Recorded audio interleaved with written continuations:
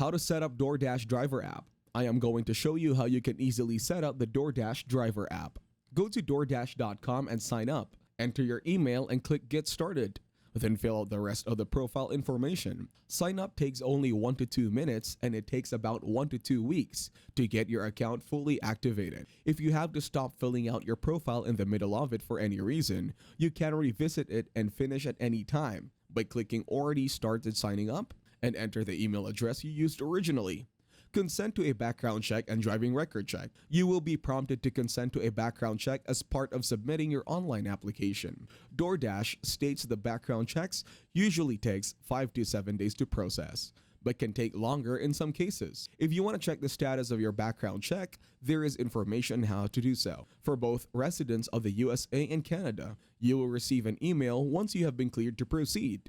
If you're going to be making deliveries on a bicycle, you don't need to get a driving record check done. Request an activation kit or schedule an in-person orientation. Revisit your driver profile after you have been notified that your background check has been clicked. Schedule orientation to see available orientation locations, dates, and times. Then select your preferred orientation. Choose an activation kit as your preferred orientation method if you can't attend an in-person orientation, and click Ship it to me to receive a kit by mail. Activation kits replace an in-person orientation and contain all the required driver materials that you would receive at an orientation. In some markets, there are no in-person orientations available, in which case you will only see the option to request an activation kit in your profile. If you request an activation kit, you will receive a confirmation email with tracking information.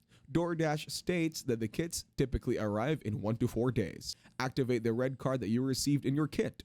Download the Doordash driver app for iOS or Android. Tap Account if you have the iOS app, then hit Doordash give you a payment card, and enter the card's Delight number, which is the number next to say where it says Delight, and the last 4 digits of the number at the top of the card menu, then red card if you have the Android app.